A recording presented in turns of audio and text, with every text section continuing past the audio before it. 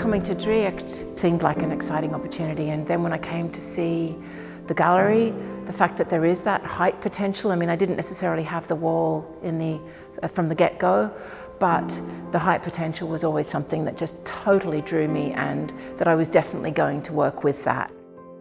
That whole kind of bodily experience of apprehending a work, and there is a sort of a love of the way that one can walk under a tree and really be involved with this alternative structure, which is just such a unexpected, unexplainable kind of shape. Every tree you go to is different. So it's somehow connecting with my own nature. I'm very much connecting with the human-built environment. It is all about sort of, internal space versus external space. I'm interested in the context of plumbing being part of our lives, that we invisibilize it, we paint over it to try and get rid of it, so it kind of gets invisibilized by the fact that we're not looking at it. Those are the sorts of themes, as well as the built environment and our general relationship with our own built environment, that I'm working most with in this artwork. I wanted to make kind of almost a planetary expulsion out of the wall, some kind of bubble system. I was interested in water being able to take on that shape, but how was I going to do that in pipe? So there was a formal challenge that I was giving myself.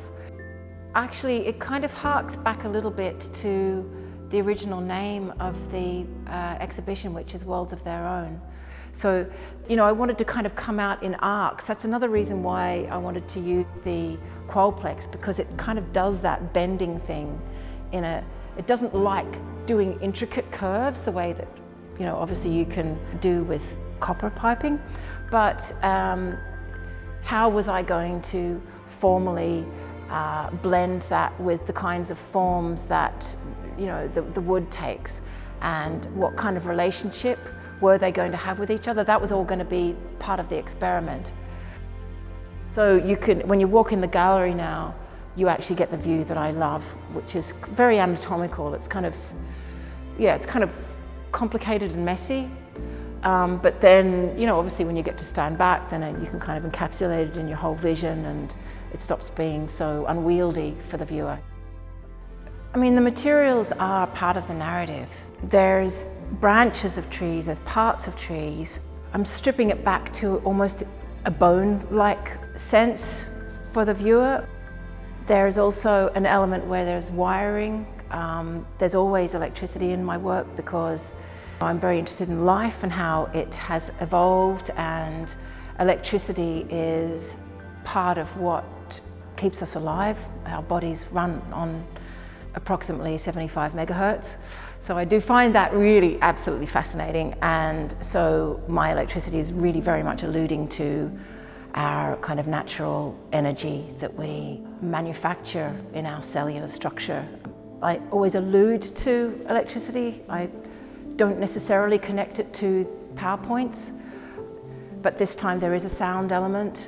It kind of came from an exciting aspect of where the residency that I have in Draíocht is situated in the building, discovering that the studio is right beside the plant room, and then the sounds that were being derived out of that plant room were very interesting, because they were the combination of the pump and the plumbing and the electricity. So just had to come into the gallery. In the previous iteration of that cupboard, actually, something was sort of starting to grow out of it. So I got some sewerage pipe, and just the thickness of that really gave me a visual on the sound that I wanted to have kind of come out of that.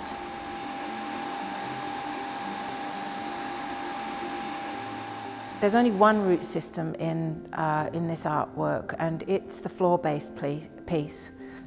What that's standing on, I kind of made more architecturally and more angled, and more kind of like a piece of furniture than I would have ever done before. As I say, it's all about the experiment for me. So there was that side where I wanted someone to have that adventure, just to kind of go in and be curious and actually have stuff to look at. And then the glints, the other pieces of copper, it was a kind of an architecture of colour. There's actually a vent here as well, so there's a sort of a sense of steam potential kind of coming out of here, out of the floor piece. To me, buildings are an extension of our bodies. We've encased ourselves in these kind of hard structures, a little bit like coral, for example. You know, the way that the soft-bodied coral will live, it'll create mineral structures around itself to live within, to be safe. And then it will, some of the corals will come out and go back in again, the way that we do with our buildings. So I don't see it very dissimilar to that. And so, you know, the fact that this is, if I might say, part of our body, why don't we want to look at certain things, and why is it disturbing? And there, you know, it occurred to me that there is that sense of disturbance because, I mean, it's something that reminds us of our own makeup, of our own plumbing. But there is also that side where I want to make it enticing, and I want to make it just on the edge of managing to be beautiful enough to engage someone rather than repel them. So I'm always playing with that, experimenting with that repulsion, attraction thing.